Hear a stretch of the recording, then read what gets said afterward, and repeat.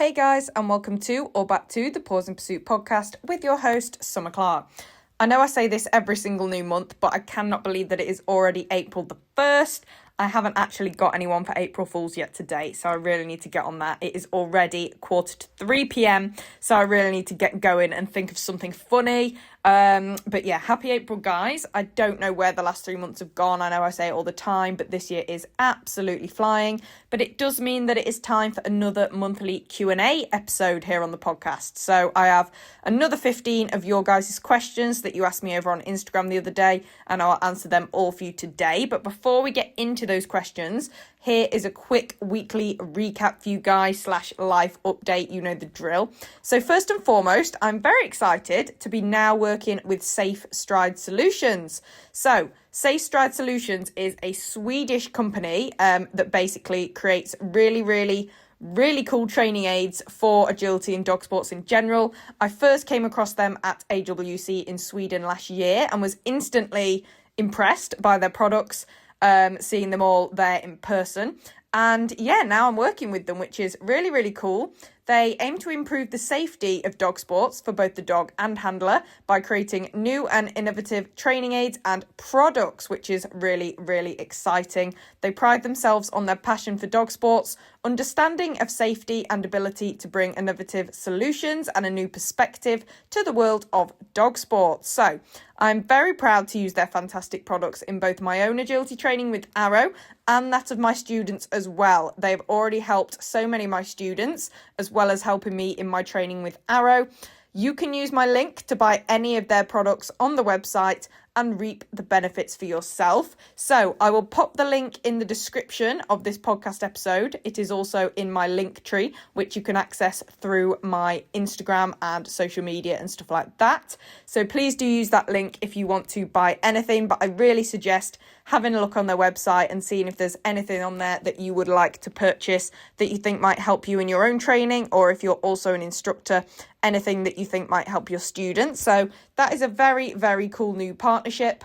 And then we also, what else have we been up to? We went to Wire. So this was our second year trying out the Champ at Wire. We went last year, and honestly, it was a bad day because our runs didn't go very well and the weather was terrible. So I nearly didn't go back this year, but I'm very glad I did because we had a proper amazing day. So me and Arrow came second in Champ jumping and then 12th in Champ agility, where we had a pole down, but we did have the fastest time.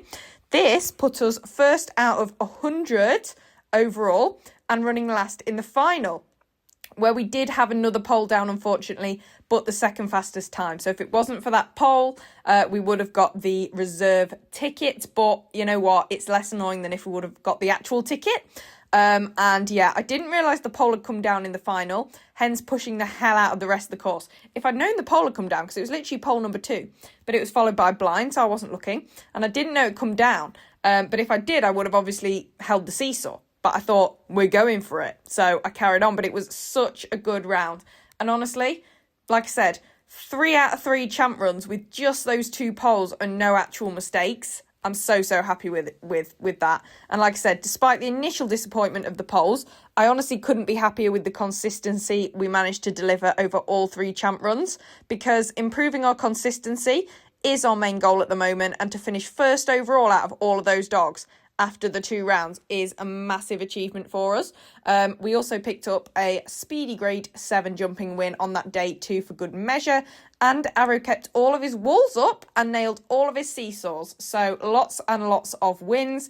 Overall, we felt super in sync over all 5 of our runs that day and enjoyed every second of our time in the ring. I felt calm, confident and clear-headed, which I think was helped by my post-tryout reset session with my sports psychology coach, Kate. If you would like a little bit more information about why I'm working with a sports psychologist and how it's helping me, just look a few episodes back.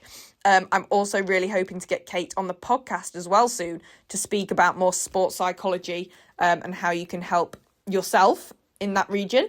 But that definitely helped me, I think. And yeah, I just left that show feeling really excited for the season ahead, because it's kind of the first proper show of the season for me, because obviously all we've done so far is tryouts and crofts. So yeah, really cool. But obviously congrats to Liz and Maggie for taking the ticket, and Rosie and May for taking reserve. Really, really happy for you guys, but just so stoked with Arrow. And like I said, finishing first out of over 100 dogs overall after the 2 first rounds of champ. Absolutely blown away. Like I said, I really want to improve our consistency over rounds, because obviously AWC is over 2 rounds to get the medal. So yeah, to finish overall first after those 2 rounds is absolutely more than I could have ever imagined already this season. Like I said, as this is our goal for this season, is to improve consistency. So really, really pleased with that.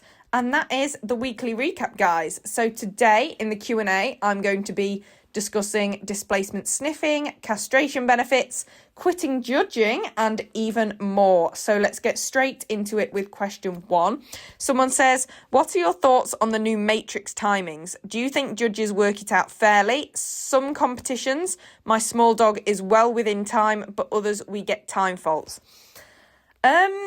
Honestly, I try not to think too much about things like this. I try not to think too much about new rules that are put in place, because at the end of the day, there's nothing that we can do about it, or say me, there is nothing I can personally do about it. All I know that there will be a reason and there will be a logic behind why rules like this have come in and new things have been put in place. So I prefer to just trust that, and just continue to do the best that I can do regardless of it, and let the results follow. I suppose it is very confusing when some competitions your dog is well within the time and others not. I think as well, it is course length dependent, and it is often judge dependent as well. So, sometimes the judge kind of gets the choice between, say, 41 or 42 seconds or something like that. Do you know what I mean? If the measurement of their course falls in the gap between the two, if that makes sense. So it's not always going to be exactly black and white. But if it's a massive difference, then that is quite strange. But like I said, there will be a method of working it out that all judges do have to abide by. And I'm not actually judging right now. So I actually haven't really, I can't remember when my last show was. Show that I was judging was, I think it was back in November.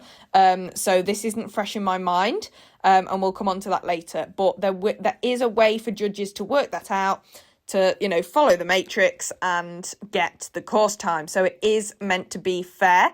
It is meant to be the same for all judges across shows. Depending whether it's agility or jumping, it is meant to be the same, so it is fair. And like I said, everyone that competes is in the same boat, okay? Which is the main thing, I think. As long as everyone is competing, with the same rules, with the same course time, on the same course, on the same height, obviously, for your height, then that is as fair as they can make it, if that makes sense. So like I said, do I think judges work it out fairly? All judges will have to work it out in the same way to make it fair, if that makes sense. But it's one of those, isn't it, where you just got to accept that it is what it is, because there's nothing we can do about it. But like I said, there will be thought that has gone into it, and there will be logic behind working it out. But I don't know tons about it. I haven't looked into it too much myself, because I haven't been judging for a while now. And again, sounds really big-headed, but I don't have to worry about it too much with Arrow, because he's a speedy boy. But I think I'm going to do a bit more research into it and potentially do an episode just about it, and with someone who actually knows more about it, and has maybe helped to not create it, but bring it into force, if you like. Maybe a kennel club member or something like that. So that is in the pipelines. I would like to do that, because like I said, I don't know tons about it, and I feel like I should know more. Question number 2. What is the worst thing about being an agility trainer and also competing? Okay, bit of a negative question, but I'll answer it. The worst thing about being an agility trainer is definitely the weather for me, because my venue is outdoors. So the worst part is obviously having to cancel because of the rain or the wind, or the ice or whatever, when it's unsafe conditions. So obviously my income then depends on the weather, which is very unreliable, as we know, and unpredictable. And even the forecast is often wrong. But obviously, being an agility trainer, some people are agility trainers and they have an indoor venue, so that's not a factor. So the actual job itself, without considering external factors like the weather, I would say, I don't know. See, I just love it. See, this has been my dream job for years and years and years, literally since I was a tiny child. So I'm just having a great time. But for me, the weather, because even if, you're halfway through a session, it suddenly starts to chuck it down and gets really windy. That's not pleasant, standing out there doing something in unpleasant weather, or even just when it's freezing. And then obviously in the summer, it's going to be really boiling, and we'll probably have to cancel, sessions because of that, with it being outdoors. And then I'm going to have to lather myself in sun cream, which I hate wearing sun cream, because I'm going to be stood outside in not too much clothing because it'll be boiling. So, weather and environmental factors, I'd say, is the worst thing about being an agility trainer for me. But for agility trainers in general, say someone has an indoor venue, I think probably the worst thing is when you get students who think they come to you and they still think they know best, and either argue with you or insist that they do it their way. And then, people that then, it doesn't go right because they're not listening, and then it goes wrong, and then they get annoyed at the dog and stuff. I think that's the worst part, is when you get the people like that come to you. Luckily, all of my students are amazing. But talking to other trainers over the years, I have heard that, that can happen. So I feel like that's probably also the worst part of the job, is dealing with those types of people. But yeah, for me personally, it's definitely the weather. The worst thing about competing, that's quite an easy one. It's when it all goes tits up, because it's just really frustrating. I think the worst thing as well, what's even worse, is when you've had a run of really good training sessions or a few good shows and it's going really well and you think you've cracked something, and then you go to your next competition and it is no longer cracked, and it goes to pot again. That's really disheartening, especially, when you've been working on something really hard, then you go to a competition and it's like you have not trained it. That's probably the worst part. But yeah, so to summarise, the worst thing about competing is when it all goes terribly wrong, and not just if you have like one fault and don't get the results on paper, but if you go in and have one of those runs where it just doesn't feel nice, you don't feel in sync with your dog, things just don't click, it's not smooth, one of those really just awkward feeling, not nice runs where you're just having an off day. But saying that, that's agility in general, and that could easily happen at a training session as well as a competition. So competition specific, I think it's when you've been working really hard at something and you feel in a really good place with it, and then you go to a competition and it's just not there.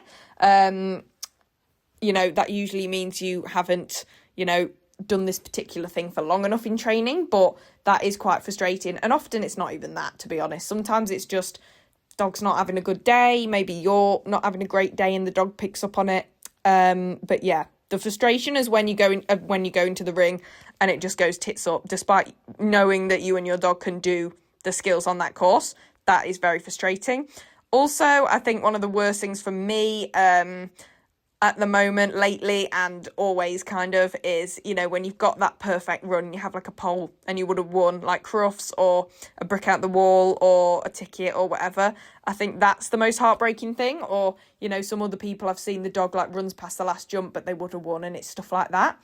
I think that's the most heartbreaking thing about competing, is the also close runs. So two ends of the spectrum are the worst thing about competing. When it all just goes completely tits up, and then when it's so close and there's one tiny thing and you were that close to winning. I think they're the two main, not nice things about competing that everyone, I think, that competes and has competed in the past can relate to. Question number 3. What are your top tips for first-time competitors in qualifiers as a novice? Oh, what are your top tips for someone's first time competing in qualifiers as a novice? I would say, honestly, try your hardest to just treat it as a normal run. It's just another run, okay, is what I like to say. Even, at my level of competing, as not a novice, I still try and tell myself, it's just another run. It's me and Arrow against the course. Don't think about who you're trying to beat. Don't think about who's already gone clear. Don't think about who's already hasn't gone clear. Don't think this is really important, I must do it right now or else, because then it will go worse. So I'd say just try and treat the qualifiers as a normal run, because usually they are just at a normal show, aren't they? The qualifying runs are within a normal show, and you probably have normal runs alongside those qualifiers on the same day. So try not to let the qualifiers stick out in your mind. Try and just think of them as another one of your runs for that day. So maybe it's a novice cup qualifier 3 to 5. Just think of it, it's a normal graded 3 to 5 agility class. That personally works for me. I understand that some people might do better under pressure. I'm not one of them. If you do better under pressure, then go in saying this is a qualifier, this is important. But personally, and a lot of people I know and talk to, that does not work for me. And then I am better if I just go into it in a normal mindset, without worrying too much about the outcome. You've got to detach from the outcome of qualifying. Don't go in desperate to qualify. Does not work, okay? Or at least not for me and most other people, I would assume. You've just got to trust in your dog's skills, treat it as a normal run, and try and enjoy it with your dog, because, like I said, if you put too much pressure on it, it's going to go worse. So, just give it a go. And like I said, treat every run as experience for future qualifiers and events. Especially as a novice, everything you do now is just good practice and good experience for the future. That's the main thing. And if that is your measure of success for the run, you're gonna achieve it. If that's your goal, you're gonna achieve your goal just by running it, no matter how it goes. And always just think it's just you and your dog against the course, like it is every single course you run, no matter what the class name is and what the outcome means. Okay. Question number 4, what judging appointments do you have coming up and what are your judging goals for this season? So I've actually kind of semi-quit judging, at least for now. I haven't judged since November, and that is because I have realised, and it's taken me a very long time to realise, and it probably shouldn't have, my body just does not love standing up for 10 hours. It doesn't. After every single judging appointment, I get some sort of niggle flare-up or pain or something, whether that's my feet, my knees, my back, anything. It just does me no good to stand up all day long. Yes, I know I'm only young and I shouldn't be like this physically, but I am. Deal with it, okay? Sorry, I can't do anything about it. I have so many people say, oh, but you're so young and fit. Yes, and I can still get injured. And some people are just more prone to injuries and aches and pains than others, depending on how their body is structured. And I'm clearly just one of those people. And I think the thing with the judging is I don't love it like I do running. I don't love judging like I do competing or training, and I don't love it like I do teaching. And competing, training and teaching are all also active disciplines or pastimes or activities where I'm up, I'm on my feet, I'm working my body. So trying to do all of them in my life has proved too much for me and my body.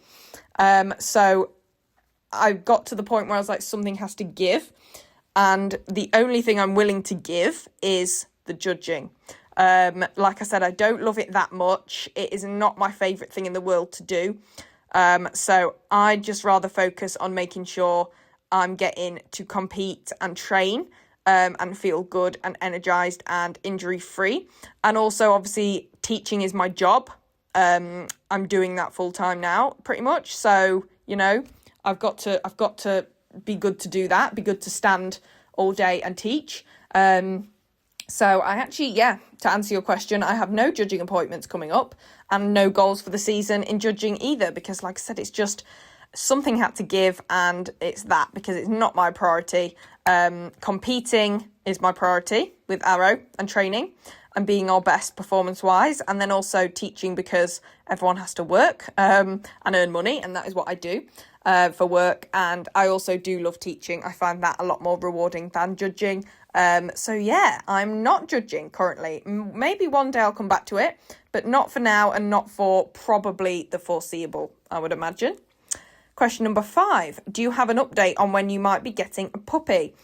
So I'm still thinking, I don't want to give too much away, but I do still think it will be this year.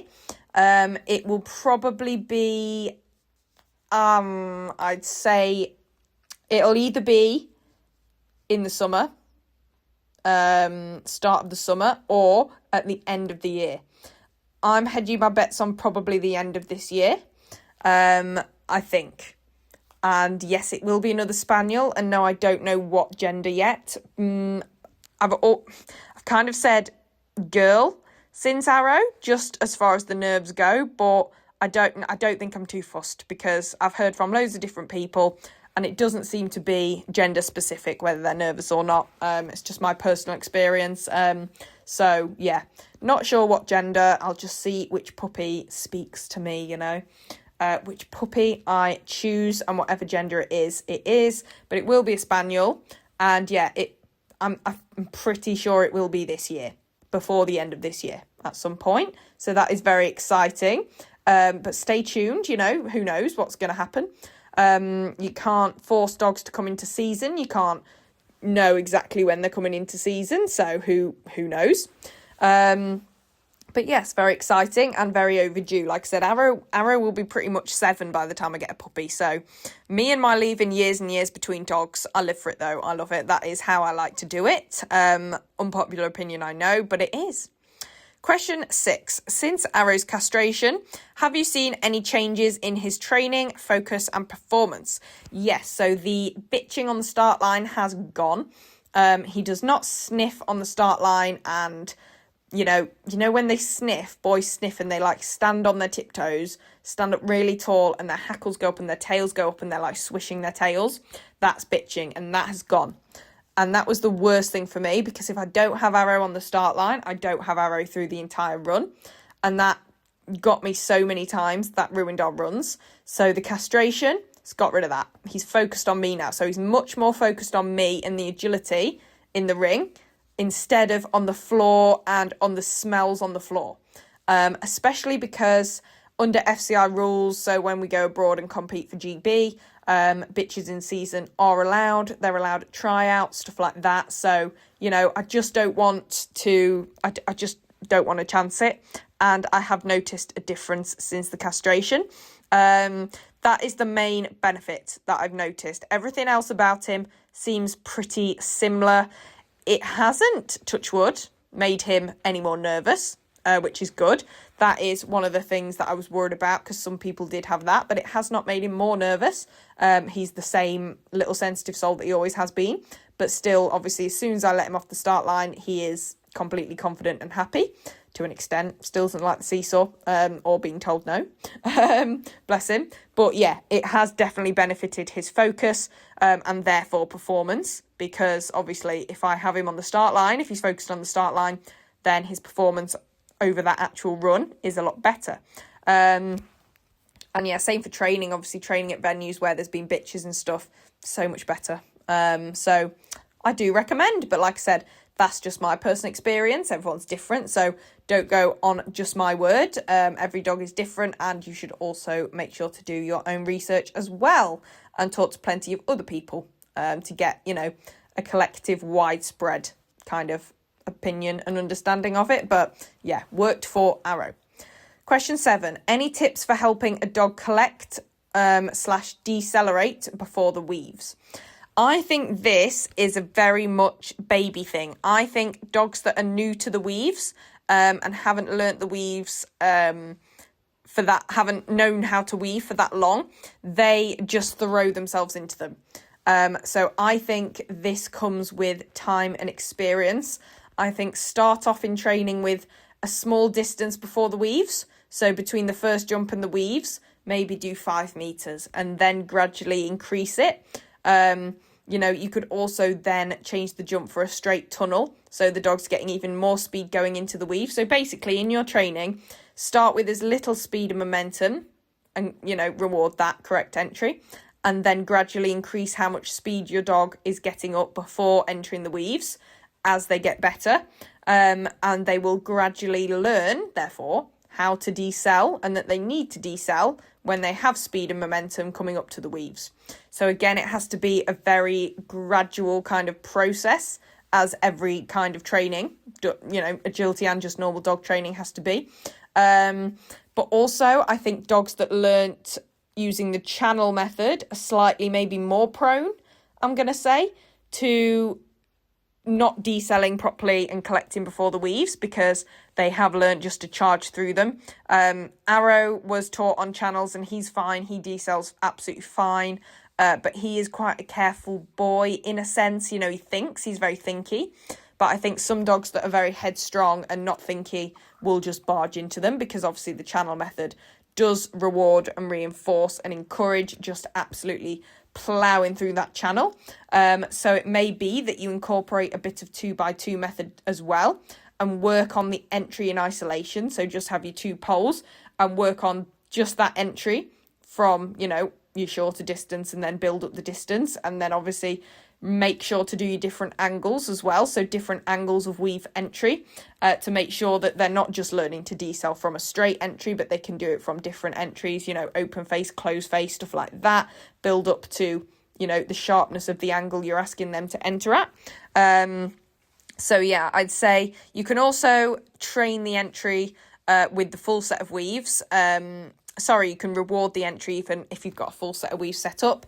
I personally think it's a good idea to introduce a new cue for training the entry, because, so for example, it could be good or entry, or I was going to say yes, but most people already have a yes as their marker for everything else.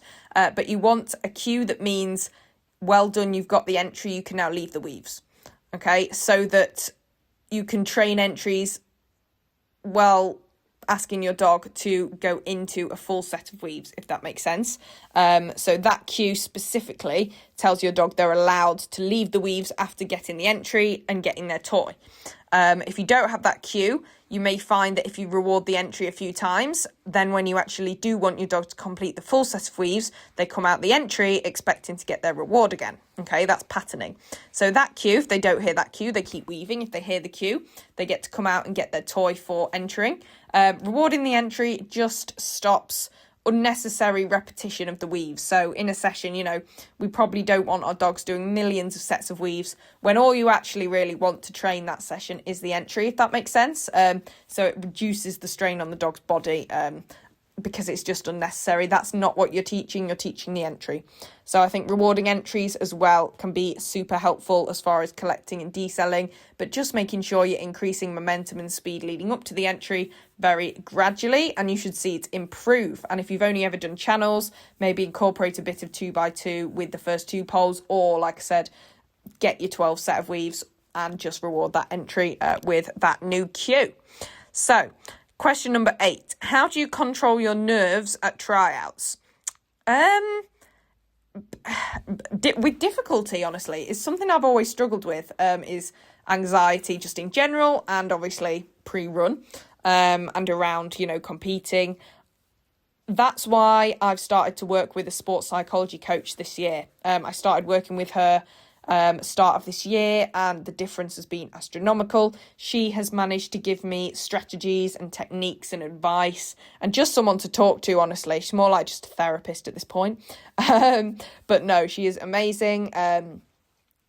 And yeah, she has been able to help me, practice strategies and come up with things to help me manage my nerves before a run and throughout the day. When I'm competing, say if a run goes badly, I'm in a bad state of mind, nervous for the next one in case it goes the same. She's helped me to be able to push that first run aside and recalibrate, recenter my mind so that I can go into the rest of the runs for that day in a good headspace so that they go well.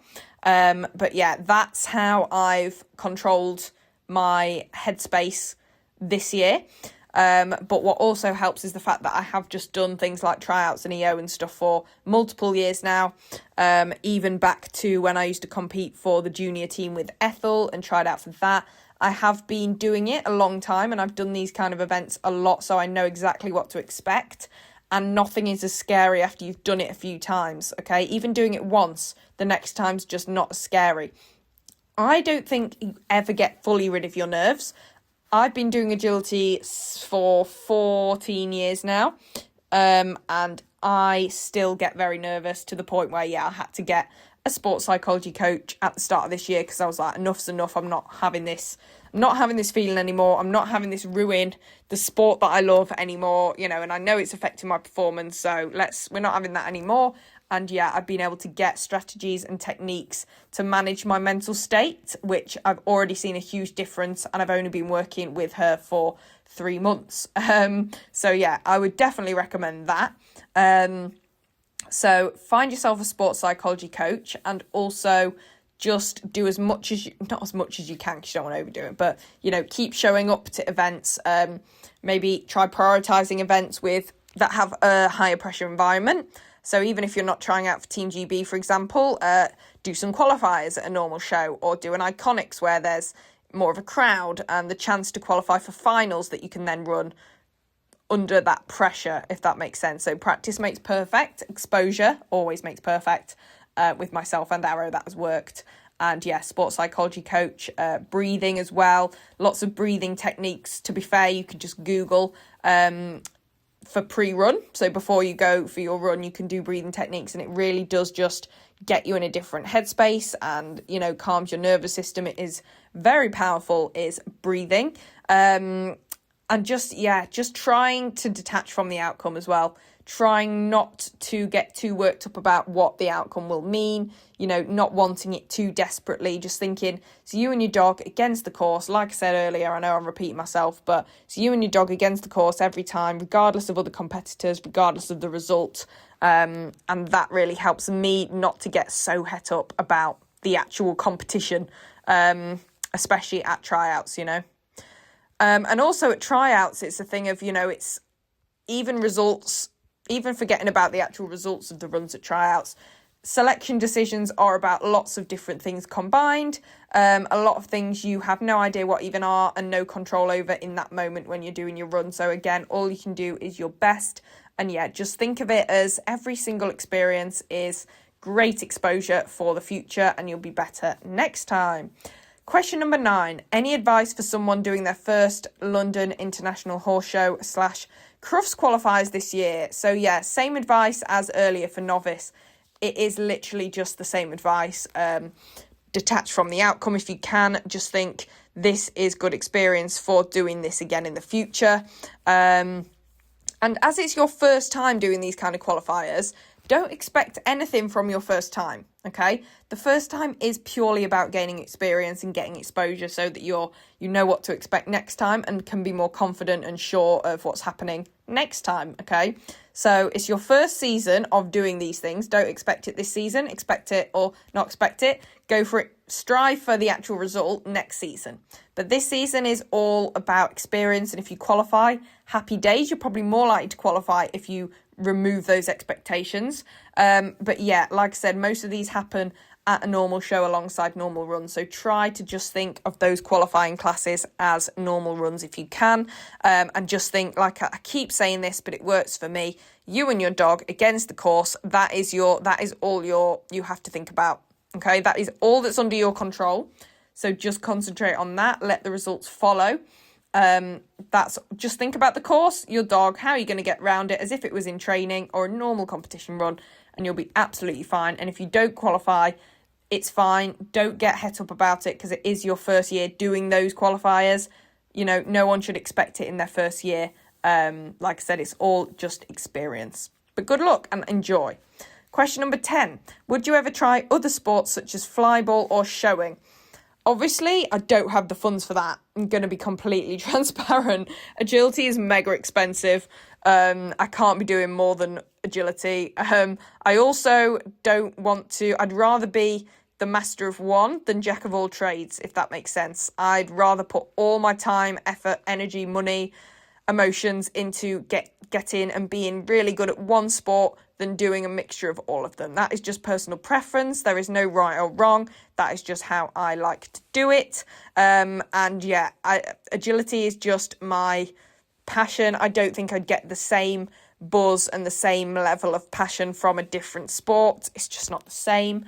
Not saying I wouldn't try it if the opportunity was there. I wouldn't do it with Arrow because, like I said, I'd rather us both be a master of one.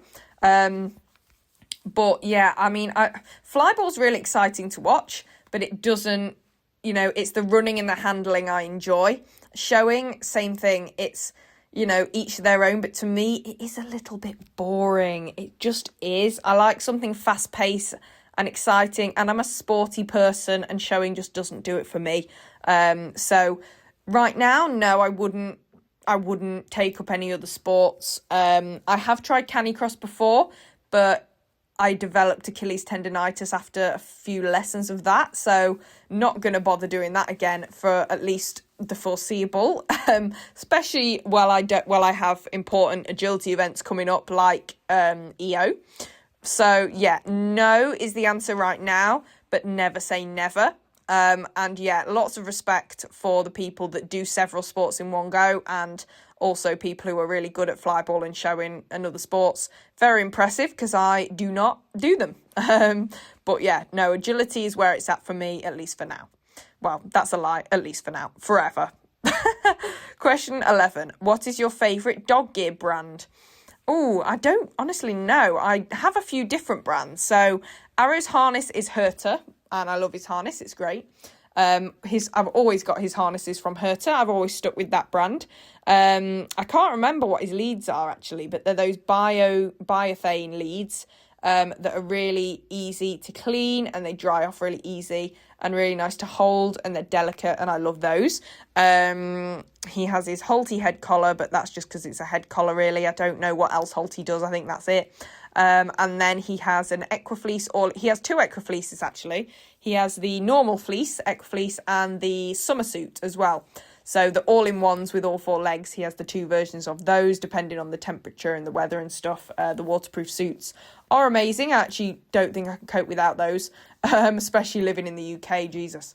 And then he has a raincoat from Pompa as well, which is very nice. So I don't think I have a favourite. I use quite a few different dog gear brands, as you can tell. But yeah, I think the two main ones are Herta and Equifleece. I've always had Herta harnesses, and I've got several different Equifleece products, and they're all amazing. So yeah, I'm gonna have to go for those two. Can't just pick one because I need both. I can't just have a harness or just have a coat. Gotta have both. So Herta and Equifleece for the win for me. Question 12. What is it like having a walker and running them in agility? I just got one, so I'm curious. Oh, amazing. Honestly, even though Arrow has been so hard work, because everyone knows, being a lockdown puppy and being so sensitive and stuff and having his nervous issues, I am hooked. He has made me absolutely obsessed. And obviously, as you guys know, I'm getting another one. My next dog will be another working cocker, which must mean I love them enough to get another one. Maybe I'm just crazy. But I absolutely love Arrow to pieces, just in life, never mind in agility. But yeah, running him in agility, well, look what he's achieved. He has done amazing, amazing work. He just feels so nice to run. He's so smooth and so fast. And, every dog has their little issues, the things they find hard. But like I said, yeah, I wouldn't swap him for the world. I wouldn't change anything about him. In fact, actually, if I could change anything about him, if I had to, it would be taking away any, he's still worried on the start line and with the seesaw to an extent. So I'd take that away, just more for his own, so he's not feeling any negative emotions ever. And he is a sensitive, thinky soul, but yeah, I wouldn't change him. And yeah, he's just brilliant in agility. Like I said, they are all different though. Even getting the same breed as someone else, the dogs are very likely to be very different.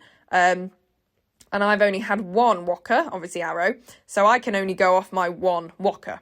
But, the next one I get might be completely different in, again, both life and agility. So from my experience, running a walker in agility is the most magical, fantastical, amazing thing ever. But maybe I am biased, like I said. Yeah, I hope you're having fun with your new walker. Very exciting. I can't wait for a puppy. Question number 13. What are your top tips for someone wanting to teach agility in the future? I would say be a sponge, never stop learning. When you go to your agility classes, if you currently train with another trainer, you and your dog, don't, like, between your goes, don't zone out, don't go on your phone, don't, I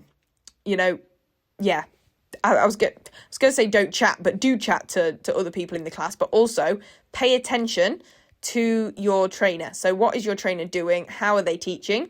How are they getting the best out of their students? How are they getting the best out of the dog?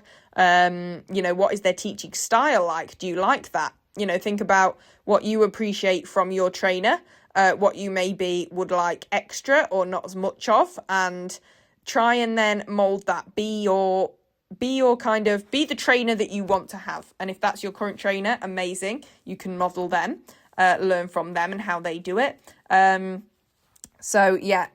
from your trainer and go to different trainers as well. This is a big one. Make sure that you go to workshops by different trainers so that you can get a mixture of everyone's different teaching styles and approaches, so that you can take all of those and make it your own, because you don't want to just copy one person outright. You want to find your own style and, level, method of communication and stuff like that. So just be a sponge and take all of them in. And then from all of them, you can get your own version of what you like and feels right for you and is natural for you. Because like I said, be yourself. People will come to you because you are you and you are different and you teach in your own style. But like I said, the only way to learn is from others in that sense. But make sure you get that learning from a variety of sources. And you can find what you like and what you don't and what feels good and not. So that, as far as, finding your own teaching style, that is what I'd suggest doing. And then also wanting to teach agility in the future, there is a lot more to it than you may think. I know I've wanted to do it since I was very little, but just like running any business and being self-employed in any industry, it is a lot of work. There is a lot of admin. There are a lot of costs. So equipment, if you need fencing, I've spent a fortune on netting and stakes for my ring. Obviously, the equipment is a huge investment. You might need an accountant, depending on how, if you want to do your own taxes or not. You've got to look into that side of things. You've got to keep on top of payment. You've got to put your rules in place as far as, people turning up and not turning up. All your admin. And then you've got to obviously have your venue, take into account, weather, stuff like that. There's a lot of things that go into it outside of actually teaching the agility, which is the fun part. So it's being realistic and knowing all of that as well. And you've got to be a people person, because remember that teaching agility, you're more teaching the handler than the dog. You're teaching the handler to teach their dog, in a sense. Okay, I would say it is a very people-y job. So you've got to be sociable and confident. It is a super, super fun career. And like I said, if you're self-employed in it, it gives you the flexibility for stuff like training your own dogs and shows and stuff like that, which is really, really cool. And I absolutely love it. Keep learning. Just because you're a teacher doesn't mean you can't and shouldn't learn from others along the way. I still go to, obviously, Lucy. Even though I'm an instructor myself, I have my other my weekly instructor as well. Those are my main bits of advice, but you will love it, I'm sure, and good luck.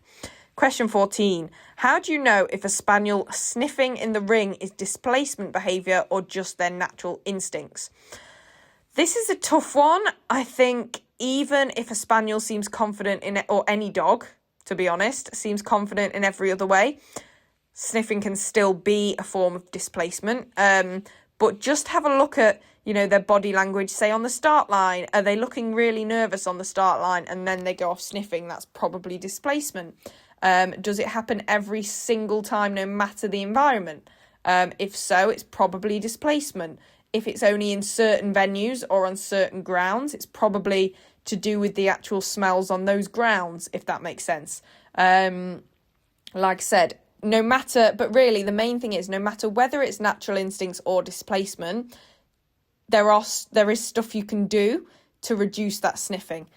So obviously if it is displacement, you want to be, and even if it isn't, displacement or not, you want to be constantly striving to build your dog's confidence in the ring.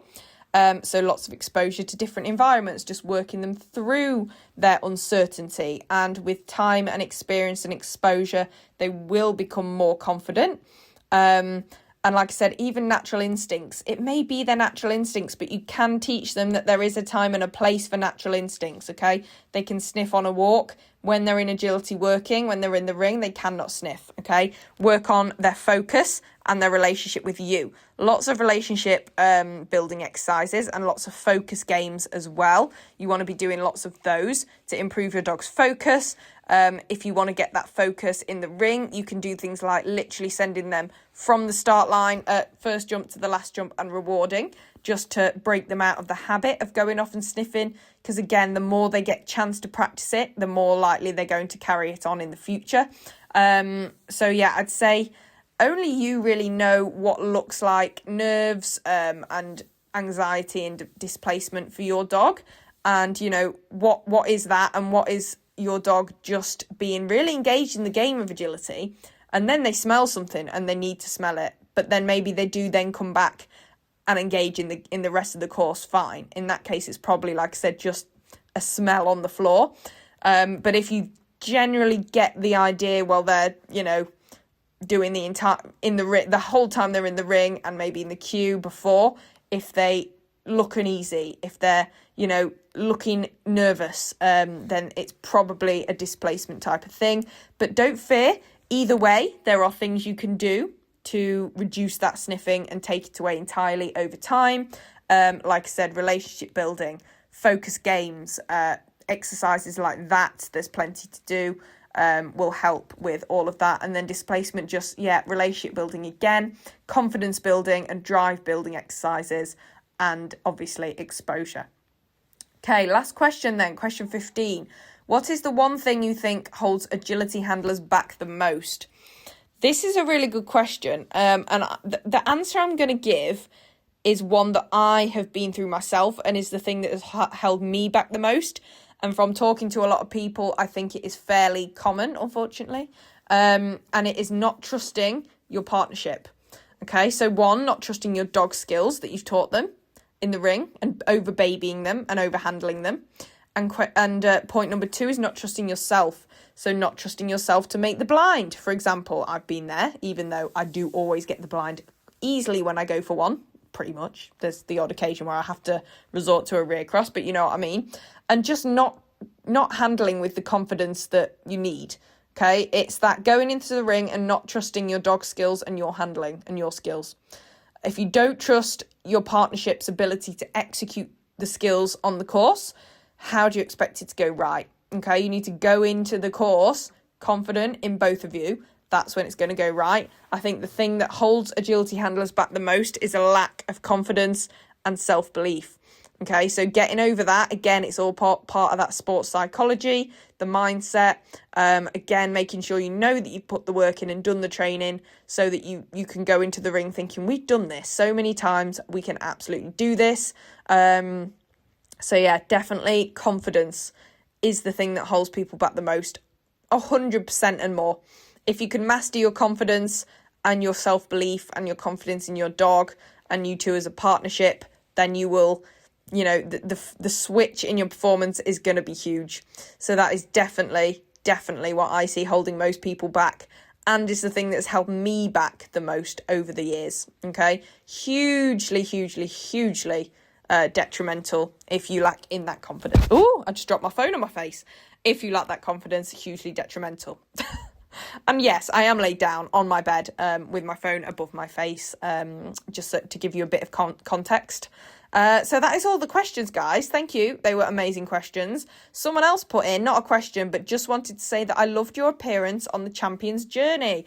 Thank you very much. I really enjoyed, it was Christopher Anderson that I went on his podcast, The Champions Journey, and discussed, mindset around agility and stuff like that, responding to failure. So if you guys want to go check that out, go check out me on the Champions Journey. Just type in my name, on his podcast and the episode will come up. But yeah, it's weird, it's a weird feeling to be on the other end of a podcast, being the guest instead of the host, if that makes sense. But it was very fun, so I'm glad you enjoyed it.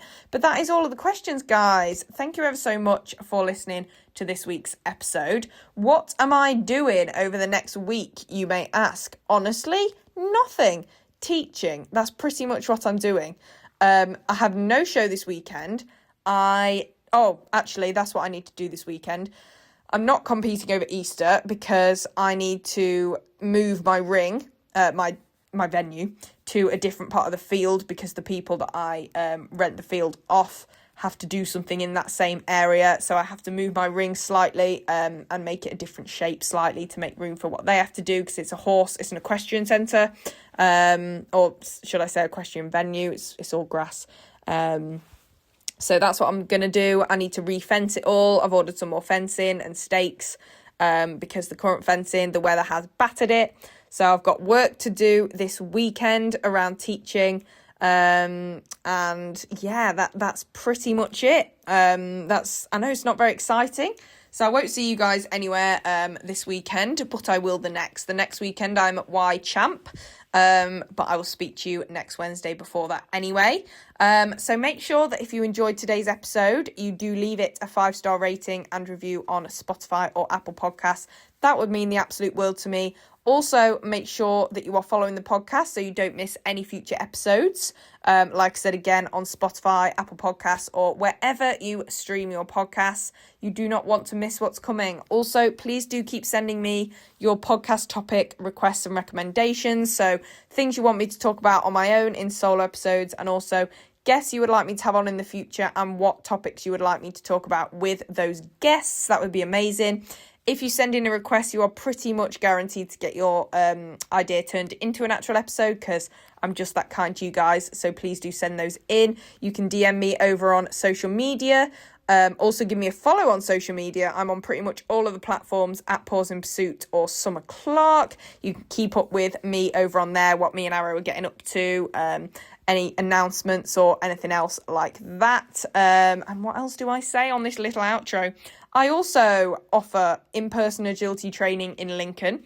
So I hold one-to-one lessons and group classes. So if you would like to train in person with me, I would love to help you guys achieve your agility goals for this season. Now we are getting into the thick of the season. It is started. It has started. Summer is coming. That's what I did actually. I think I forgot in the weekly update at the start of this episode. I've started teaching my evening classes now because we have light. Summer is coming.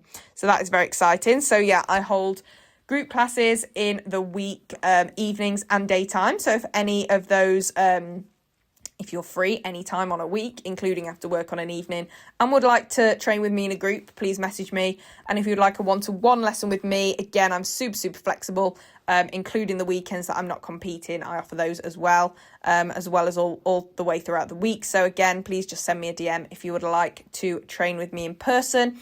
But that is everything for this week, guys. And like I said, if you would like to order any training aids or products from Safe Stride Solutions, please do so following the link that I will pop in the description of this episode and is also on my link tree that you can find on my social media. But I will stop rambling at you now because you're probably sick of my voice after 52 minutes. I hope you have a great rest of your week, guys, and I will speak to you next Wednesday at 8 p.m. Bye, guys.